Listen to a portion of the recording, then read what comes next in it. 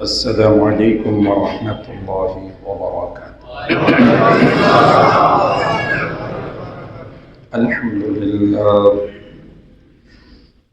الحمد لله وكفى وسلام على عباده الذين اصطفى.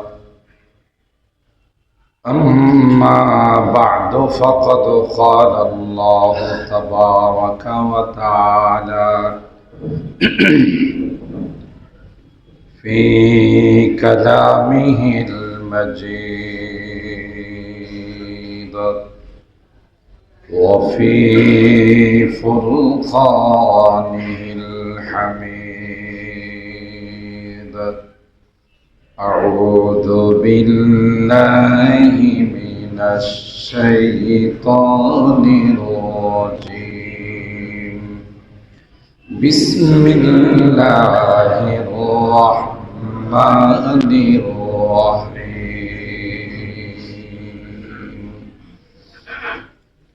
سبحان الذي أسرى بعبده ليلا من المسجد الحرام إلى المسجد الأقصى الذي باركنا حوله لنريه من آياتنا إنه هو السميع البصير. وقال النبي صلى الله عليه وسلم: فجل الله لي بيت المقدس فاتفقت أخبرهم عن آياته وأنا أنظر إليه، أو كما قال عليه الصلاة والسلام. بارك الله لنا ولكم في القرآن العظيم، ونفعنا وإياكم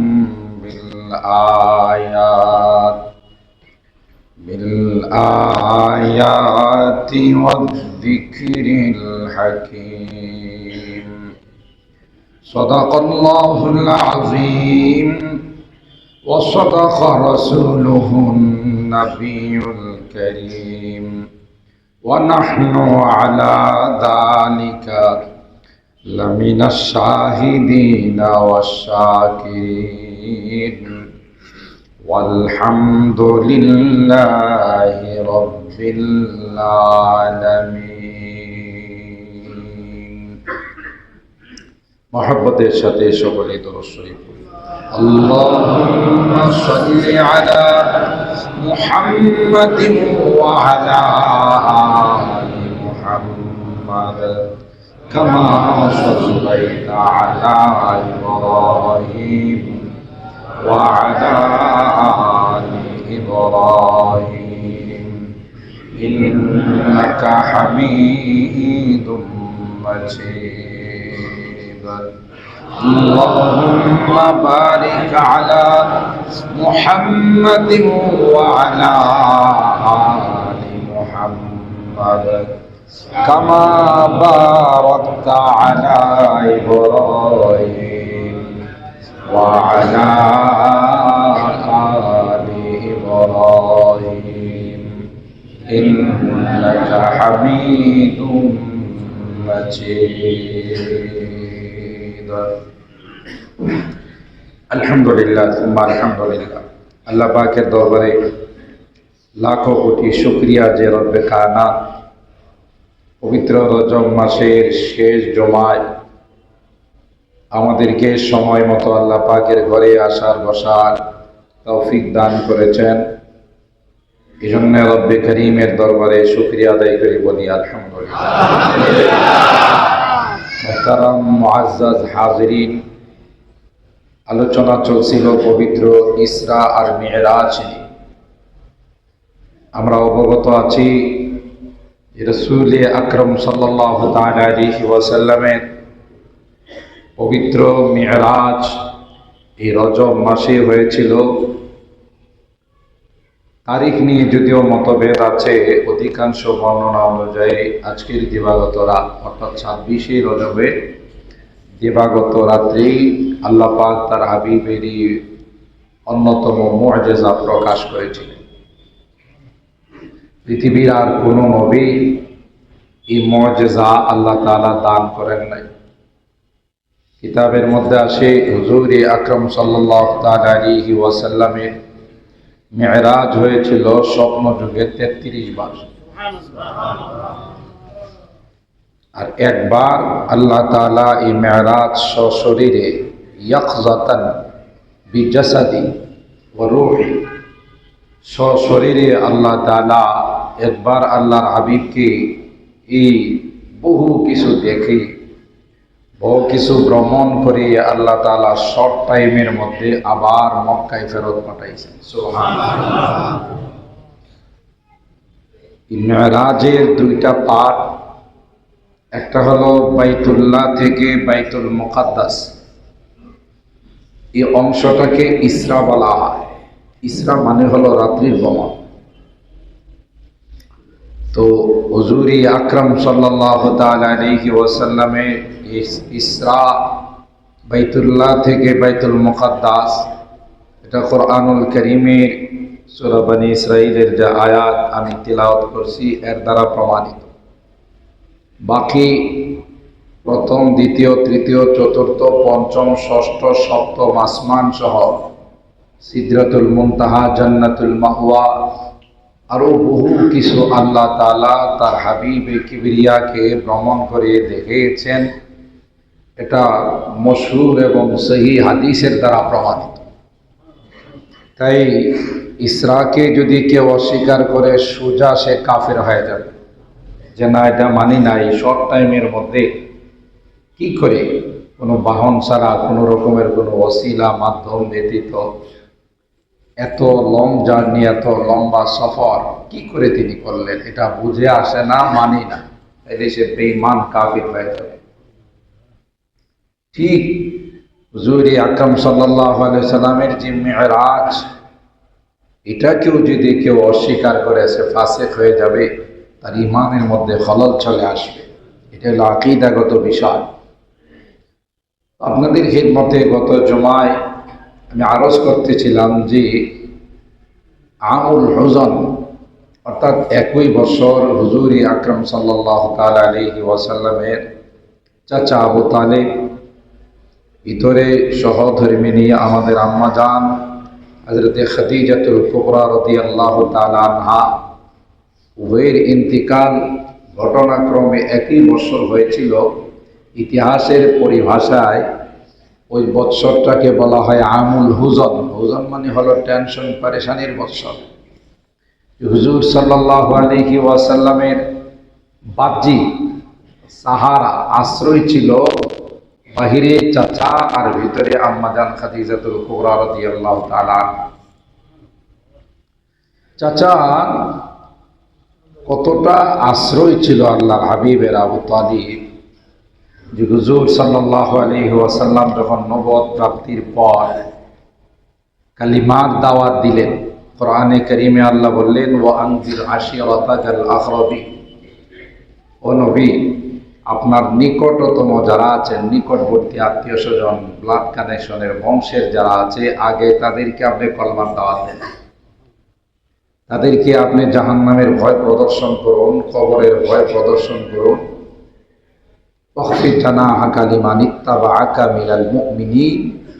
ইমানদার যারা হবে আপনার ডাকে সাড়া দিয়ে কালমা যারা পড়ে নিবে তাদের জন্য আপনি বিনয়ী হয়ে যান।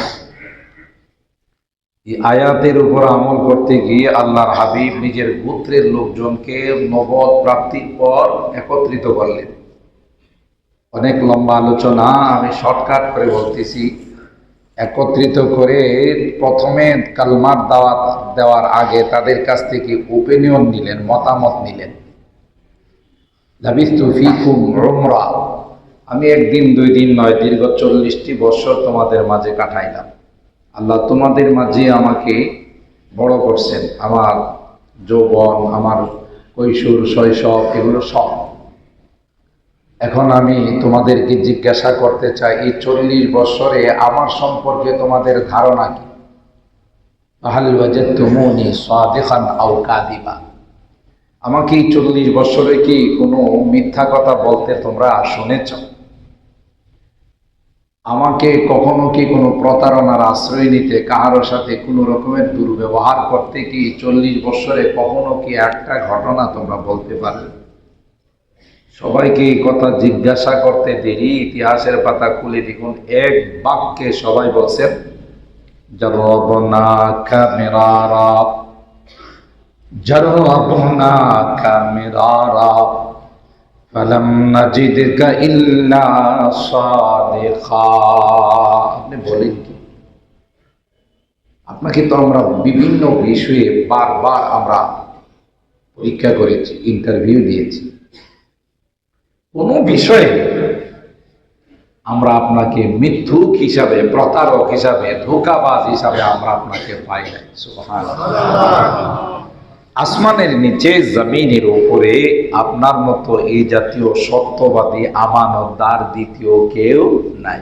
আস-সাদিকুল মাসদুক, আল আমিন আপনার লকব। এক বাক্যে সবাই এক কথাই, জাররাবনাকা মিরারা ফালাম নাজিদকা ইল্লা সাদিকা। তাদের কাছ থেকে স্বীকারোক্তি নেওয়ার পর আল্লাহর হাবিব বললেন যে তাইলে আমার ব্যাপারে যদি তোমাদের এই স্বচ্ছ ধারণাই থাকে, এই আকীদার বিশ্বাসই থাকে, এতদিন যা বলছি তার চেয়েও অনেক একটি গুরুত্বপূর্ণ কথা, তার চেয়েও সত্য একটি কথা, সত্যর উপর আর সত্য হতেই পারে না, সেটা হলো ইয়া আইয়ুহান নাস কুলু লা ইলাহা ইল্লাল্লাহ তুফলিহুন। তোমরা এতদিন যা আকীদা, বিশ্বাস, মূর্তি দেবতার সামনে মাথা নত করছো, যা কিছু করছো, এগুলো সব ভিতর থেকে ফেলে দাও। এখন তোমরা সকলে এই বিশ্বাস অন্তরে স্থাপন করো যে আল্লাহ ব্যতীত কোনো মাবুদ নাই, ইবাদতের উপযুক্ত, উপাসনার উপযুক্ত একমাত্র, কেবলমাত্র, শুধুমাত্র কে? আল্লাহ। তাইলে কি হবে? তুফলিহুন, তোমরা দুনিয়াতেও সফল, পরকালেও সফল। এই দাওয়াত দিলেন, অর্থাৎ আল্লাহর একত্ববাদের দাওয়াত দিলেন, তাওহীদের দাওয়াত দিলেন। আর এই বিষয়টা এরকম যে যত নবী রাসূলগণ কিয়ামত পর্যন্ত, হযরতে আদম থেকে নিয়ে ঈসা রূহুল্লাহ পর্যন্ত যত নবী রাসূলগণ কালমার দাওয়াত দিয়েছেন, তাদের এন্টি যারা, শত্রু যারা, তাদের একটাই কথা ছিল যে যা বাপ-দাদার আমল থেকে পেয়ে আসছি, নতুন কথা আবার কি শোনাচ্ছ? মা ওয়াজাদনা আলাইহি আবাআনা, পূর্বপুরুষ থেকে আমরা মূর্তি দেবতার সামনে মাথা নত করছি, হরে কৃষ্ণ হরে রাম, মূর্তিকে পূজা দিছি, মূর্তির খোদা মানছি।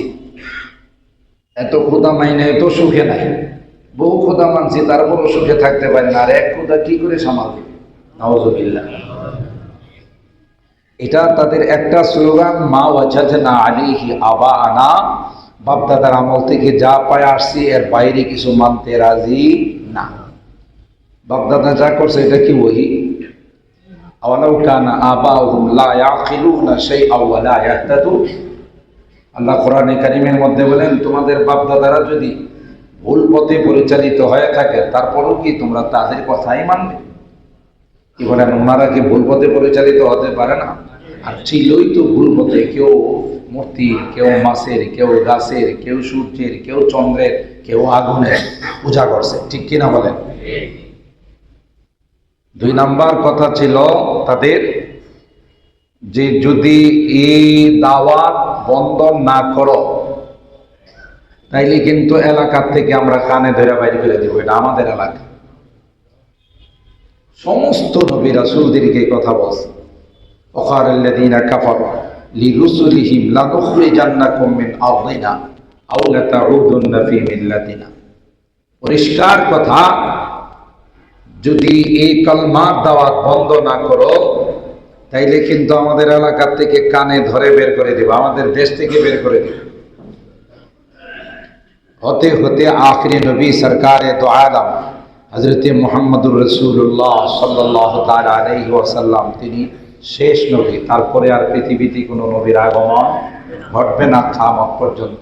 খাতামুন নবিয়্যিন, সকল নবীদের তিনি খতমকারী, খতমে নবুয়ত, তার মাধ্যমে আল্লাহ তাআলা নবুয়তের ধারাবাহিকতাকে খতম করে দিয়েছেন। তিনি পর্যন্ত তার গোত্রীয় লোকজনের অত্যাচারে এলাকা ছাড়তে বাধ্য হলেন। হুজুর আকরাম সাল্লাল্লাহু তাআলা আলাইহি ওয়াসাল্লাম সর্বপ্রথম যখন ওহী প্রাপ্ত হলেন, অনেক লম্বা আলোচনা, আমি শুধু চুম্বক অংশটা বলে আপনাদের টাচ দিয়ে যাচ্ছি। বুখারী শরীফের প্রথম অধ্যায়ে বাবু কাইফা কানা বাদুল ওয়াহী ইলা রাসূলিল্লাহি সাল্লাল্লাহু আলাইহি ওয়াসাল্লাম, এই প্রথম অধ্যায়ের মধ্যে ইমাম বুখারী আলাইহির রহমাত আল্লাহর হাবিবের ওহীর সূচনা কিভাবে হয়েছিল, কি আচরণ জলবন করেছিল, বিস্তারিত আলোচনা করছেন এই কিতাবের মধ্যে। তিনি যখন ওহী প্রাপ্ত হয়ে গারে হেরাত থেকে 5টি আয়াত নিয়ে আম্মা জান খাদিজাতুল কুবরা রাদিয়াল্লাহু তাআলা আনহার নিকট আসলেন, প্রথম জিব্রাইলের সাথে দেখা। আর কেমন জিব্রাইল, যার গায়ে 600 পাখা আছে, 600 ডানা আছে, পর আছে। একটা পর দিয়ে যদি পৃথিবীর মধ্যে, শুধু বাংলাদেশ না, গোটা পৃথিবীর মধ্যে যদি তিনি আঘাত করে, সেকেন্ডের মধ্যে পৃথিবী উলট পালট হয়ে যাবে। সুবহানাল্লাহ বলবেন না? সাধারণ শক্তি থাকলে এরকমের অনুপাত করতে পারবে। এরকমের পর আছে, পাখা আছে কয়টা? 600। হুজুর আকরাম সাল্লাল্লাহু আলাইহি ওয়াসাল্লামের সাথে প্রথম গারে হেরাতে সাক্ষাৎ। সাক্ষাতের পরে আইসে বললেন, ইকরা ইয়া মুহাম্মদ। এই সর্বপ্রথম আল্লাহ নবীর শিক্ষা দীক্ষা শুরু হয়। শিক্ষককে বলুন বলুন আল্লাহ। জিব্রাইল কিন্তু শিক্ষক না, জিব্রাইল আল্লাহর শিক্ষাটাকে মাধ্যম হয়ে নবীর কাছে পাঠাইছেন। তিনি শিক্ষক নয়, শিক্ষককে আল্লাহ। ইকরা ইয়া মুহাম্মদ, আপনি পড়ুন, এটা জিব্রাইলের মুখ দিয়ে বের হয়েছে, কথাটা কার? আল্লাহ। হুজুর সাল্লাল্লাহু আলাইহি ওয়াসাল্লাম তো 40 বছর পর্যন্ত কোনো অক্ষর গান অর্জন করেন নাই, কোনো স্কুলে যান নাই, মক্তবে যান নাই, প্রাইভেট টিচারের কাছে যান নাই, কোনো কোচিং করেন নাই। 40 বছর পর্যন্ত তিনি আনপড়, উম্মি যাকে বলে, লেখাপড়া করেন নাই। এটার পিছনে কারণ একটাই, লেখাপড়া করলে কোনো মানুষের কাছে করবে, অথবা আসমানি কিতাবের যারা আলেম তাদের কাছে করবে। তো যার কাছে পড়বে তিনিই তো তার উস্তাদ হয়ে যাবে, ঠিক না? তিনি কি হয়ে যাবে? উস্তাদ হয়ে যাবে, তার শিক্ষক হয়ে যাবে, গুরু হয়ে যাবে। আর আল্লাহ তো বলেন, পৃথিবীর মধ্যে আমার পরে আপনার উপরে কারো মর্যাদা নেই। সুবহানাল্লাহ। লা ইউমকিনু সানাউ কামা কানা হাক্কুহু বাদাজ খুদা বুজুর্গে তুই কিসসা মুখতাসার। আল্লাহর পরে পৃথিবীর মধ্যে সবচেয়ে মর্যাদাওয়ালা ব্যক্তি আর কেউ নন, তিনি হলেন একমাত্র আল্লাহর হাবিব সরকারে দু আলম হযরতে মুহাম্মদুর রাসূলুল্লাহ সাল্লাল্লাহু আলাইহি ওয়াসাল্লাম। এই জন্য আল্লাহ কয়, না কোনো মানুষকে দিয়ে আপনার টিচার বানাবো না, কোনো পৃথিবীর মানুষকে আপনার শিক্ষক বানাবো না, আপনার মুআল্লিম বানাবো না, আমি স্বয়ং আল্লাহ আপনার শিক্ষক হয়ে গেলাম। মাধ্যম জিব্রাইল, জিব্রাইল শিক্ষক না। হুজুর আকরাম সাল্লাল্লাহু আলাইহি ওয়াসাল্লামকে যখন জিব্রাইল বললেন, ইকরা ইয়া মুহাম্মদ, স্বাভাবিকভাবে আল্লাহ নবী জবাব দিলেন, মা আনা বিকারি। আমাকে পড়তে বলতেছেন, পড়ার অধ্যায় তো আমি শুরুই করিনি, আমি তো লেখাপড়া করি নেই, তো আমি পড়বো কেমন করে? জিব্রাইল আমিন তখন হুজুর আকরাম সাল্লাল্লাহু তাআলা আলাইহি ওয়াসাল্লামকে হাদিসের বুখারী শরীফের যে শব্দ ফা আখাযানি ফা গাত্তানি হাত্তা বালাগা মিন্নি জুহুদ, চাপ দিয়া সিনার সাথে সিনা লাগায়া চাপ দিলেন। কেমন চাপ দিছেন? কাকে চাপ দিছেন? জিব্রাইল চাপ দিছেন, যার গায়ে 600 পর আছে, কি পরিমাণ শক্তি। আর কাকে চাপ দিছেন? যার গায়ে জান্নাতি 40 জন যুবকের শক্তি আছে। সুবহানাল্লাহ। আল্লাহর হাবিবের গায়ে জান্নাতি কতজন যুবকের শক্তি? আর এক একজন জান্নাতি যুবকের গায়ে পৃথিবীর 100 যুবকের শক্তি আছে। তাহলে ফলাফল কি দাঁড়াইল?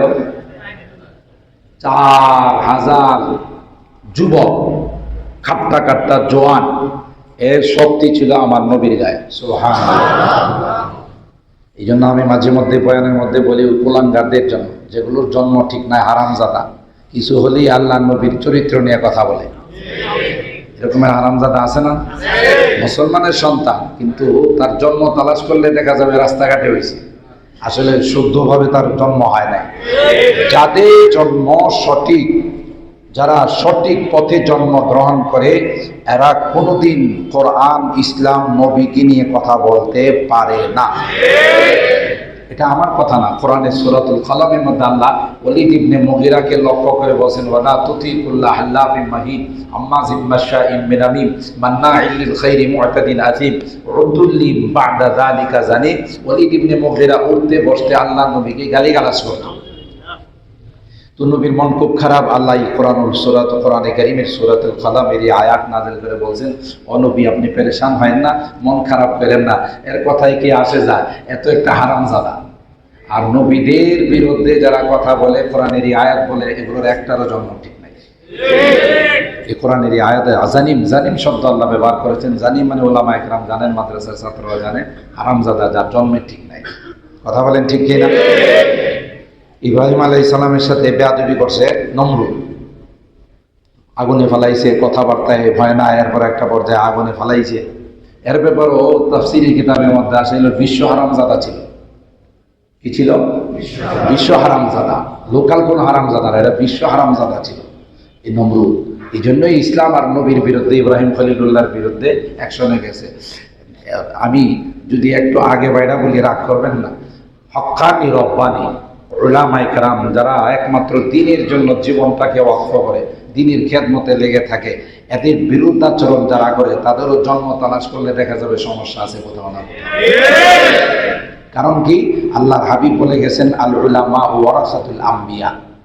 আমি নাই, কিন্তু আমার ওয়ারিসদেরকে রেখে গেছি, উলামায়ে কেরামদেরকে তোমাদের মাঝে রেখে গেছি, কিয়ামত পর্যন্ত এরা তোমাদের মাঝে থাকবে।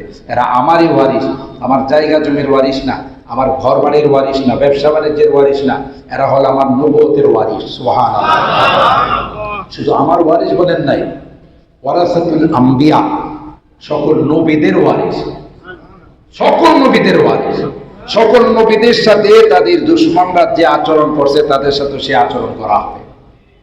এই জন্য অতীতকালে দেখা গেছে ওলামায়ে কেরাম, আলেম ওলামা যারা মাদ্রাসায় পড়ায়, তাদের ব্যাপারে বহু রকমের কথা আসছে। একটা পর্যায়ে এমন কথাও আসছে যে তোমরা দেশ ছেড়ে চলে যাও, তোমরা এই দেশের না, তোমরা পাকিস্তানের। বলে নাই কথা, শোনেন না আপনারা? আমাদেরকে স্বাধীনতা বিরোধী বলা হয়েছে, মাদ্রাসাগুলোকে জঙ্গি প্রজনন কেন্দ্র বলা হয়েছে, সন্ত্রাসীদের আস্তানা বলা হয়েছে, বলা হয় নাই? কথায় কথায় বলা হয়েছে এরা মৌলবাদ, এরা জঙ্গিবাদ, এরা সন্ত্রাস, এরা, তোমরা আমাদের দেশ ছেড়ে চলে যাও, তোমরা এই দেশের না, তোমরা পাকিস্তানের। তাহলে মিলছে, আদম থেকে নিয়ে সমস্ত নবীদেরকে তাদের শত্রুরা বলছে তোমরা এই দেশ থেকে চলে যাও। আমরা যেহেতু তাদের ওয়ারিস, আমাদেরকে বলাটাই স্বাভাবিক।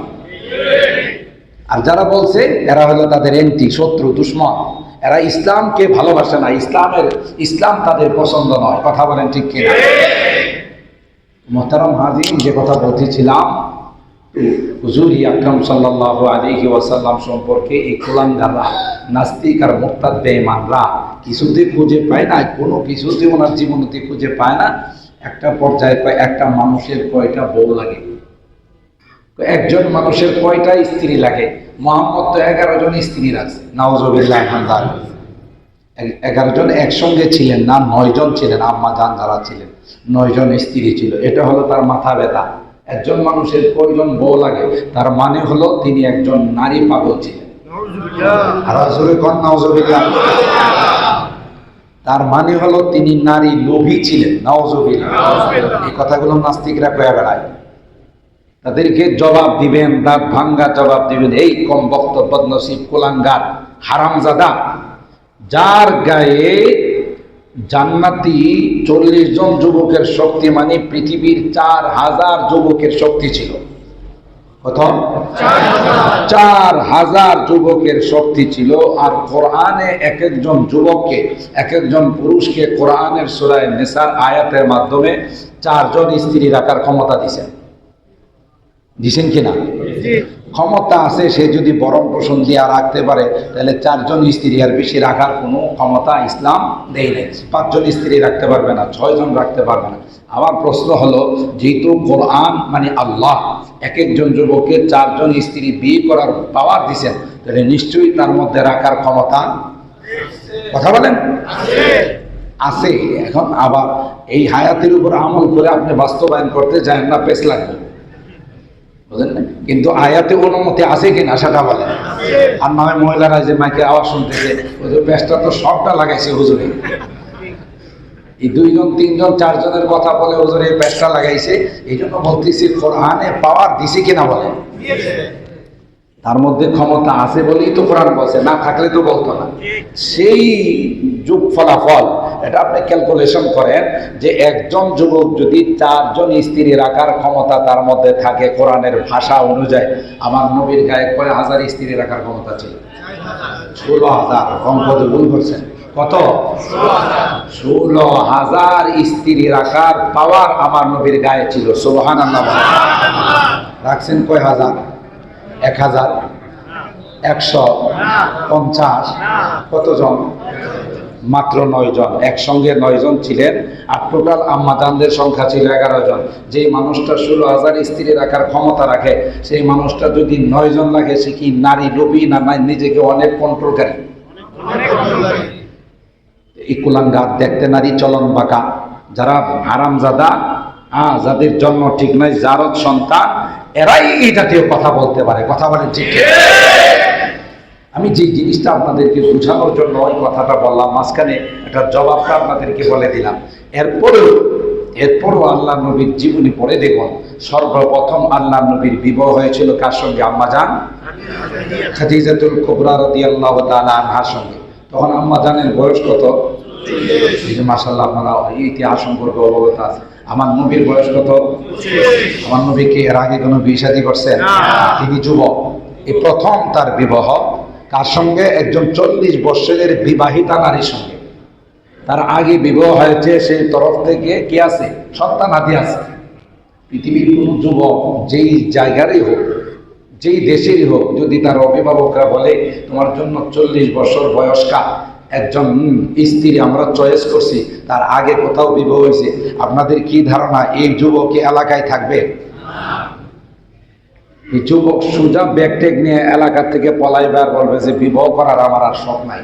কারণ যে বউ আমার জন্য তোমরা চয়েস করছো, আমি একজন যুবক, আমি অবিবাহিত একজন যুবক, আর বউ চয়েস করছো বিবাহিতা, তাও আবার 40 বছর বয়স, আবার তার আগের তরফের সন্তান আছে, আমার আর জীবনের বিয়ে শাদী করার নিয়ত নাই। কথা বলেন ঠিক কিনা? তাহলে আল্লাহর হাবিব এই যুবক বয়সে আম্মাজান খাদিজাতুল কুবরা রাদিয়াল্লাহু তাআলা আনহাকে বিবাহ করেছেন। এটা কি মনের চাহিদা মেটানোর জন্য না ইসলামের জন্য? ইসলামের জন্য। যে আল্লাহ তাআলা ফয়সালা করে দিয়েছেন যে আপনি একেবারে অসহায় হয়ে যাবেন, আপনার মা থাকবে না, বাবা থাকবে না, দাদা থাকবে না, কেউ থাকবে না, আপনার যে সামনে বিশাল দায়িত্ব আসতেছে, এই দায়িত্ব সামাল দিতে গিয়ে বহু কিছুর সম্মুখীন হবেন। একজন জাননেওয়ালা, একজন বয়স্কা নারী, ধৈর্যশীল নারী লাগবে, যিনি আপনার পাশে থেকে থেকে আপনাকে সান্ত্বনা দিবে। এই জন্য আল্লাহর হাবিবের জন্য আল্লাহ তাআলা আম্মাজানকে চয়েস করছেন, আম্মাজানের সাথে তার বিবাহ হয়েছে। কথা বলেন ঠিক কিনা? নারী লোভী হলে কি তিনি বয়স্কা নারীকে বিয়ে করতেন? এই লোক যারা এগুলো বলে, আমি যে কথা বললাম কোরআনের ভাষা অনুযায়ী, এদের একটারও জন্মের ঠিক নাই, না হলে এই কথা বলতে পারে না। যাই হোক, আমি যে কথাটা বলার জন্য এই কথাটা আপনাদের খেদমতে আরজ করলাম, যখন জিব্রাইল আমিন আল্লাহর হাবিবকে চাপ দিলেন, 600 পরওয়ালা ব্যক্তি, 4000 যুবকের শক্তি আছে এমন ব্যক্তিকে চাপ দিয়েছেন, তারপরে তিনি বলতেছেন আমার মনে হচ্ছিল জান বের হয়ে যাবে। সুবহানাল্লাহ। তাহলে কি পরিমাণ কষ্টটা পাইছেন, পুরা শরীর ঘামায় গেছে। বুখারী শরীফের মধ্যে আসে, টপ টপ টপ টপ করে শরীর থেকে পানি পড়তেছে, কি পরিমাণ কষ্ট হয়েছে। এই চাপ দেওয়ার পর একবার, দুইবার, তিনবারের মাথায় বললেন ইকরা বিসমি রাব্বিকাল্লাযী খালাক খালাকাল ইনসানা মিন আলাক ইকরা ওয়া রাব্বুকাল আকরামুল্লাযী আল্লামা বিল কলম আল্লামাল ইনসানা মা লাম ইয়ালাম। যখনই বলেন ইকরা বিসমি রাব্বিকাল্লাযী খালাক, ও নবী আপনার সেই রবের নামে আপনি পড়ুন যিনি সবকিছু সৃষ্টি করেছেন। কিতাবের মধ্যে আসে বলতে দেরি, আল্লাহর হাবিব তিলাওয়াত করতে দেরি হয় নাই। সুবহানাল্লাহ। আল্লাহর হাবিবের জুবান মোবারক চালু করে দিয়েছেন কে? এই 5টি আয়াত ইসলামের প্রথম ওহীর আয়াত। সর্বপ্রথম কোরআনের এই 5টি আয়াত আল্লাহ নবীর উপর নাজিল হয়েছে হেরা গুহায়, জাবালে নূর, মক্কার সেই জাবালে নূরের হেরা গুহায়। এই 5টি আয়াত নিয়ে আল্লাহর হাবিব আসলেন আম্মা জান খাদিজাতুল কুবরা রাদিয়াল্লাহু তাআলা আনহা। কারণ জীবনের এত বড় ঘটনা কখনো ঘটে নাই, এত বড় ফেরেশতার সঙ্গে সাক্ষাৎ, আবার ওহী নাজিল করলেন, এত বড় চাপ পাইছেন। আইসেই তিনি কাঁপতে কাঁপতে কাঁপতে কাঁপতে আম্মা জান খাদিজাতুল কুবরা রাদিয়াল্লাহু তাআলা আনহাকে বললেন, জাম্মিলুনি জাম্মিলুনি, দ্রুত আমাকে কম্বল দিয়া জড়ায় ধরো, প্রচন্ড তাপ, প্রচন্ড জ্বর আমার গায়ে চলে আসছে। লাকাদ খাশিতু আলা নাফসি, আমার যেই চাপ আমি খাইছি আমি বাঁচবো বলে মনে হয় না। আল্লাহু আকবার। আম্মা জান খাদিজাতুল কুবরা রাদিয়াল্লাহু তাআলা আনহা, আমি অনেক বয়ানে বলি, কোরআনের সূরা রুমের 21 নম্বর আয়াত আল্লাহ বলেন, স্ত্রীগণকে আমি সৃষ্টি করেছি স্বামীর সুখে দুঃখে তার সঙ্গে শেয়ার করার জন্য, সুখে দুঃখে তাকে সান্ত্বনা দেওয়ার জন্য। স্বামী বাইরে যে কোনো ব্যবসা বাণিজ্যে যদি মার খায় বা কোনো চাকরিতে যদি তার কোনো ডিমোশন হয়ে যায়, আরও কোথাও যদি কোনো বিপদে পড়ে, সর্বপ্রথম আয়েশা শেয়ার করবে ঘরের স্ত্রীর সঙ্গে, ঠিক কিনা বলে? তবে স্ত্রীর কাজ হবে এই জাতীয় বিপদ স্বামীর যদি চলে আসে তাকে সান্ত্বনা দেওয়া। এটা এই আয়াত থেকে এবং এই ঘটনা থেকে আমাদের শিক্ষা নিতে হবে। লিতাসকুনু ইলাইহা, কোরআনের সূরা রুমের আয়াতের মধ্যে বলেন, তোমাদের পত্নীগণকে তোমাদের থেকে বানাইছি কেন? তার কাছে এসে তোমরা সান্ত্বনা পাবে। ঠিক আল্লাহর হাবিব যখন এই ঘটনা বললেন আম্মা জান খাদিজাতুল কুবরা রাদিয়াল্লাহু তাআলা আনহাকে, আমাদের স্ত্রীরা হলে, মাশাআল্লাহ অনেকে ভালো আছেন, আমাদের স্ত্রীরা হলে যে তোমারে কে খুশি এই পাহাড়ের উপরে যাইতে, এখানে তোমার নির্জন এলাকা, ওখানে তোমার কোন ভূতি পাইছে, কথা বলেন ঠিক কিনা? কোন ভূতি পাইছে, কোন বিপদে পাইছে, তুমি নির্জনে গিয়া চাপ খাইছো, তোমার বলছিল কেউ ওখানে যাই, কথা বলেন ঠিক কিনা? এই জাতীয় লাভ ব্যবহার হতো। যেমন এখন অনেক সময় দেখা যায় কিছু ঘটে গেলে স্বামীর মোবাইল হারাই গেছে অথবা কিছু পকেট মাররা টাকা নিয়ে নিয়েছে, আয়সা যদি স্ত্রীর সাথে শেয়ার করে, সর্বপ্রথম করে তোমার মতো আলাগুলার মোবাইল নিবে না তো কার মোবাইল নিবে? এটা কি সান্ত্বনা দিল না কাটা গায়ে লবণ লাগাই? না না না, এর জন্য আল্লাহ আপনাকে স্ত্রী বানান নাই। আপনি বলতে হবে যে একটা মোবাইল গেছে, কিছু টাকা গেছে, আপনার গায়েতে কোনো আঘাত লাগে নাই, আল্লাহ আপনাকে শারীরিকভাবে হেফাজত করছে, 2 রাকাত সালাত ও শুকর আদায় করে আল্লাহর কাছে শুকরিয়া আদায় করুন। কত মোবাইল আসবে, কত টাকা আসবে, আপনার শারীরিকভাবে যে কোনো ক্ষতি হয় না, এই জন্য আমি আল্লাহর কাছে শুকরিয়া করি, আপনিও শুকরিয়া করেন। এটা ছিল আসল তার সান্ত্বনা। আর সেই জায়গাতে কি বলে, তোমার মতো আলাবুলা, তোমার মতো এরকম মগা বহুদিন যাবৎ পকেট মারিরা খুঁজতেছে যে এরকমের মগারে পাওয়া যায় কিনা দেখা। এটা কি সান্ত্বনা দিল? না, বুঝতে হবে। আম্মা জান খাদিজাতুল কুবরা রাদিয়াল্লাহু তাআলা আনহা আল্লাহর হাবিবকে বলেন, কাল্লা ওয়াল্লাহি লা ইউযিকাল্লাহু আবাদা, আপনি বলেন কি লাকাদ খাশিতু আলা নাফসি, আপনার ভয় হচ্ছে আপনি মনে হয় মারা যাবেন। নো, এটা কখনো, কাল্লা আরবিতে মানে এই শব্দটা হলো অত্যন্ত মজবুত করে বলার জন্য। ওয়াল্লাহ, আল্লাহর কসম, আপনার মতো মহামানবকে আল্লাহ কোনোদিন অপমান করবেন না। কি বুঝলি? কি সান্ত্বনাটা দিয়েছেন? সুবহানাল্লাহ। কোনো অপমান করবেন না, কারণ আপনি যেই চরিত্রের অধিকারী, ইন্নাকা লাতাসিলুর রাহিম ওয়া তাহমিলুল কাল ওয়া তাকসিবুল মাদুম ওয়া তুখরিজ যায়দ ওয়া তুঈনু আলা নাওয়াইবিল হক। আপনি মানুষের পাশে দাঁড়ান, অসহায় মানুষকে সাহায্য করেন, বিপদে আপদে মানুষের কাছে যান, মানুষের সাথে আত্মীয়দের সঙ্গে সুসম্পর্ক রাখেন। আপনার মতো এই রকমের চরিত্রওয়ালা মানুষকে আল্লাহ কোনোদিন অপমান করবেন না, এটা আমি আল্লাহর কসম করে বলতেছি। সুবহানাল্লাহ। বলুন তো দেখি, এমন টাইমে এই জাতীয় একটা সাহসমূলক কথা বলা, এটা কি সহযোগিতা নয়? এরপরে কি বললেন, চলুন, কার সাথে দেখা হয়েছে, কে আপনাকে চাপ দিয়েছে, আমি তো কিছুই বলতে পারবো না, এগুলো তো আল্লাহর কুদরতি কারবার। চলুন, আমার চাচা একজন আসমানি কিতাব লেখাপড়া করে, আসমানি কিতাব পড়ে অনেক কিছু জানেন, ওয়ারাকা ইবনে নাওফল, তার কাছে একটু যাই। যা আপনার এই ঘটনাটা বর্ণনা করি, উনি কি মন্তব্য করেন। তখন আল্লাহর হাবিবকে নিয়ে আম্মাজান খাদিজাতুল কুবরা রাদিয়াল্লাহু তাআলা আনহা গেলেন, গিয়ে বললেন ইসমা মিন ইবনে আখিকা মা ইয়াকুল, আপনার ভাতিজা কি বলে একটু শুনেন তো, আমি তো কিছু বুঝতেছি না। আল্লাহর হাবিব যখন সব ঘটনা খুলিয়ে বললেন, ওই ওয়ারাকা ইবনে নাওফেল যিনি আসমানি কিতাবের আলেম ছিলেন, তিনি চিৎকার দিয়ে বলেন হাযান নামুস আল্লাযী নাযালাল্লাহু আলা মূসা, আরে তিনি তো আর কেউ নন, তিনি তো সকল ফেরেশতাদের সরদার জিবরাইল আলাইহিস সালাম। সকল নবীদের কাছে তিনি আসছেন, মূসা আলাইহিস সালামের কাছে আসছে, তিনি তো তোমার কাছে ওহী নিয়ে আসছেন। সুবহানাল্লাহ বলেন। এরপরে তিনি মন্তব্য করলেন আসমানি কিতাবের ভাষ্য অনুযায়ী, ইয়া লাইতানি জাযাআন আই শাবান কাবিয়ান, ইয়া লাইতানি কুনতু হাইয়ান ইদ ইউখরিজুকা কওমুকা, হায় আফসোস তোমাকে আল্লাহ শেষ নবী বানায় পাঠাইছে। আমরা আসমানি কিতাবে পড়তেছিলাম যে মক্কার মধ্যেই শেষ নবী আসবে, ইসমাইলের পুত্রেই শেষ নবী আসবে, কিন্তু সেটা যে তুমি হবা এটা আমার জানা ছিল না, তুমি তো সেই আখিরি নবী হয়ে গেছো। আমি যদি তোমার এই নবুয়ত চলাকালীন সময় যুবক থাকতাম, আমি তো এখন বয়স হয়ে গেছে, আমার চোখের দৃষ্টিও কমে গেছে, আমি যদি যুবক থাকতাম তোমার ডান হাত হয়ে তোমার পাশাপাশি থাকতাম, তোমাকে সর্বাত্মক সহযোগিতা করতাম। ইয়া লাইতানি কুনতু হাইয়ান, আফসোস আমি যদি জিন্দা থাকতাম, যেদিন তোমার জাতি তোমাকে এলাকা থেকে বের করে দিবে, মক্কাতে তোমাকে থাকতে দিবে না, ওইটা আমাদের আসমানি কিতাবে বর্ণনা আসছে, সেদিন তোমার পাশাপাশি থেকে আনসুরুকা নাসরান মুআজ্জারা, সবচেয়ে বড় হেল্প আর সহযোগিতা আমি করতাম। কি বুঝা গেল? আল্লাহ নবী অবাক হয়ে বললেন আওয়া মুখরিজি গিয়া হুম, আপনি চাচা বলেন কি মক্কার মানুষ আমাকে বের করে দিবে? আমি মক্কার মানুষের কাছে আল আমিন আস-সাদিকুল মাসদুক, আমি তাদের কাছে সবচাইতে প্রিয় পাত্র, আমার ফাইসালা ছাড়া কোনো ফাইসালাই হয় না, এই মানুষগুলো আমাকে বের করে দিবে? বলে হ্যাঁ। অপরাধ অপরাধ তুমি যে বার্তাটা নিয়ে আসো, এই বার্তা নিয়ে যারাই পৃথিবীতে আসছে সবাইকে বের করে দিছে, সুতরাং তোমাকেও তারা বের করে দিবে। হুজুর আকরাম সাল্লাল্লাহু তাআলা আলাইহি সাল্লাম এই বিপদের সময় আশ্রয় পাইছেন কার কাছে? আম্মাজান খাদিজাতুল কুবরা রাদিয়াল্লাহু তাআলা আনহার কাছে।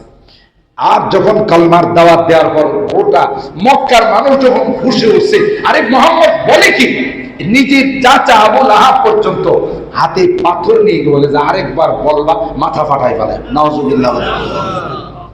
আল্লাহ নবীকে ধিক্কার দিয়ে বলছে তাব্বাল্লাকা সাইরাল ইয়াউম তাব্বাল্লাকা আলি হাযা জামাতানা, হে মুহাম্মদ তোমার তো অনেক ভালো মনে করতাম, তুমি এই কথাটার জন্য আমাদের সময় নষ্ট করছো। নাউজুবিল্লাহ বলে যে আমাদের মূর্তি দেবতা বাদ দিয়ে এক আল্লাহর পূজা করতে হবে, হ্যাঁ তুমি ধ্বংস হয়ে যাও, তুমি বরবাদ হয়ে যাও।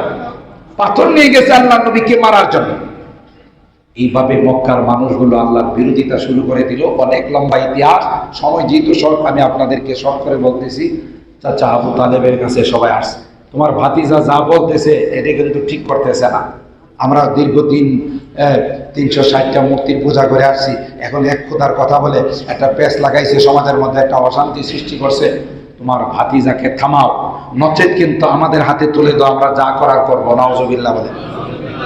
আর আল্লাহ পাক আল্লাহর হাবিবকে জানাই দিয়েছেন, আপনি কলমার দাওয়াত দিতে গিয়ে যত বিরোধিতা আসবে, যত শত্রুতা আসবে, যত দুশ্মনী আসবে, মনে রাখেন আমি আল্লাহ আপনার জিম্মাদার। সুবহানাল্লাহ। চাচার কাছে সবাই যখন এই প্রস্তাব নিয়ে আসছে, চাচা এসে আল্লাহর হাবিবকে বললেন ভাতিজা সবাই আসছে আমার কাছে, যেহেতু আমি তোমার এখন অভিভাবক, আমি তোমার চাচা, সেই হিসাবে সবার একটাই কথা যে তুমি এটা বাদ দিয়ে দাও, দরকার নাই সমাজের মধ্যে ফেতনা সৃষ্টি করার, সবাই মিলে মিশে চলি, এই জন্য আর ওই এক আল্লাহর দাওয়াত দিও না। আল্লাহর হাবিব বললেন চাচা আপনি যে কি বলেন, আপনি যে কি বলেন, আমি এক আল্লাহর দাওয়াত দেওয়া ছেড়ে দিব, কেউ যদি আমার সাথে না থাকে আমার আল্লাহ আমার সঙ্গে আছে। আরো অনেক প্রস্তাব দেওয়া আছে। এরপরে চাচা যে শব্দটা উচ্চারণ করছিল ওয়াল্লাহি লা ইয়াসিলু ইলাইকা বিজামাইন হাত্তা উসিদা বিতুরাবি দাফিনা, আবু তালেব তখন বলছিল ভাতিজা তোমার মনের সাহস থেকে আমি যেটুকু বুঝলাম তুমি এই মিশন থেকে পিছপা হবে না, তুমি তোমার মিশন চালিয়ে যাও, তোমার গায়ে আমি যতদিন জিন্দা আছি কেউ টাচ করতে পারবে না।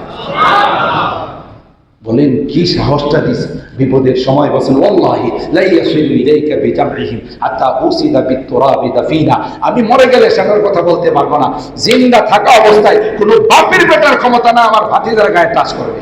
সুবহানাল্লাহ। এটাও তো একটা সাহস ছিল। জন্য বাহিরের সাহারা ছিল চাচা, আর ভিতরের সাহারা ছিল আম্মা জান খাদিজাতুল কুবরা রাদিয়াল্লাহু তাআলা আনহা। আল্লাহর কি কুদরতি কারিশমা, একই বছর দুইজনকে আল্লাহ নিয়ে গেলেন, সুবহানাল্লাহ। এটা ছিল আল্লাহর নবীর আমুল হুজন। আল্লাহ নবীর দিকটা খুব পেরেশান হলো, এদিক দিয়া ভিতরে আইসাম খাদিজাতুল কুবরার সঙ্গে আমি শেয়ার করতাম, সান্ত্বনা দিত। বাহিরে চাচা ছিল। এখন দুইটা সাহারাই দুনিয়ার থেকে আমার আল্লাহ তাআলা উঠাই নিয়ে গেলেন। আল্লাহ পাক দেখলেন হাবিবের মন বড় খারাপ, এই জন্য আল্লাহ তাআলা এই বিশাল সফরের ব্যবস্থা করলেন, সুবহানাল্লাহ। বাড়িতে যদি বাবা মারা যায়, মা মারা যায়, দেখবেন বাচ্চা কাচ্চারা, অবুঝ বাচ্চা কাচ্চারা 6-7 বছর, 8 বছর, 10 বছর বয়স, এই বাচ্চা কাচ্চারা কিন্তু শুধু কান্না, শুধু কান্না। বাবা মারা গেছে, মা মারা গেছে, তাদের স্মৃতিগুলো ধরে ধরে, কাপড় ধরে ধরে, বসার জায়গা, শোয়ার জায়গা ধরে ধরে শুধু কান্নাকাটি করে। শেষ পর্যন্ত আত্মীয় স্বজনরা চিন্তা করলো, এ বাড়িতে যতক্ষণ থাকবে শুধু কান্নাই করবে, শুধু কান্নাই করবে, এগুলো দেখবে আর কান্না করবে। চলো ওরা কক্সবাজারে ঘোরাই নিয়ে আসি, জাফলংয়ে ঘোরাই নিয়ে আসি, বিভিন্ন যে পর্যটন স্পটগুলো আছে ওগুলো দেখায় নিয়ে আসি, তাহলে কিছুটা হলো তার মনের যে কষ্টটা আছে এটা লাঘব হবে। কথা বলেন ঠিক কিনা?